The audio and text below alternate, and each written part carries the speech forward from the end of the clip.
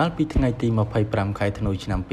2025សារព័ត៌មានអន្តរជាតិធំៗនៅតែបន្តចុះផ្សាយលើប្រធានបទដែលយោធាថៃវាយគំទេចរូបសំណាកព្រះវិស្ណុនៅក្នុងទឹកដីកម្ពុជាអំឡុងពេលថៃធ្វើសកម្មភាពឈ្លានពានប្រដាប់អាវុធមកលើដែនអធិបតេយ្យនិងបូរណភាពទឹកដីកម្ពុជាទន្ទឹមនោះសារព័ត៌មានផ្សេងៗបានសរសេរពីការមិនគោរពរបស់ថៃចំពោះសាសនាជាក់ស្ដែងតាមរយៈសារព័ត៌មាន The Straits Times បានសរសេរថាបើយោងតាមផែនទី Google បានបង្ហាញថាទីតាំងរូបសំណាកនេះមានចម្ងាយប្រមាណ400ម៉ែត្រពីព្រំដែននៅក្នុងទឹកដីកម្ពុជាស្របពេលនឹងជ្រាបដំណឹងនេះភ្លាមៗឥណ្ឌាក៏បានចេញលិខិតថ្កោលទោសចំពោះការគំទេចរូបសំណាកព្រះវិស្ណុ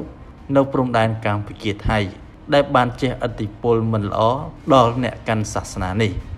សូមជម្រាបថាសកម្មភាពឈ្លានពានយោធាថៃមកលើបូរណភាពទឹកដីកម្ពុជាគឺកម្រើចូលលើសលប់ហួសហេតុកំណត់មនុស្សធម៌ល្មិលមិនខ្វល់ពីផលប៉ះពាល់សាសនាដោយយោធាថៃបានបំផ្លោងគ្រាប់បំផ្លិចបំផ្លាញទីវត្តអារាមរបស់អ្នកកាន់ព្រះពុទ្ធសាសនាថែមទាំងទម្លាក់គ្រាប់បែកគំទេចប្រាសាទតាក្របីនិងប្រាសាទព្រះវិហារដែលបណ្ដាលឲ្យខូចខាតយ៉ាងដំណំចុងក្រោយនេះថៃបានប្រើប្រាស់គ្រឿងចក្រគំទេចចោលនៅរូបសំណាកព្រះវិស្ណុដែលជាសាសនាហិណ្ឌូជាសាសនាដែលមានប្រវត្តិយូរលង់នៅលើពិភពលោកតាមរយៈសកម្មភាពនេះធ្វើឲ្យប្រជាជនកម្ពុជាផ្ទាល់ដែលជាម្ចាស់កម្មសិទ្ធិទីវត្តអារាមរូបសំណាកនិងប្រាសាទទាំងអស់នេះពិតជាសោកសៅរងទុក្ខខ្លោចផ្សារកអ្វីប្រៀបផ្ទឹមពុំបានឡើយស្របពេលដែលថៃមិនមែនជាម្ចាស់កម្មសិទ្ធិគិតតែធ្វើសកម្មភាពបំផ្លាញមិនអាណិតស្រណោះសម្បត្តិបេតិកភណ្ឌនិងសំណង់សាសនានោះឡើយ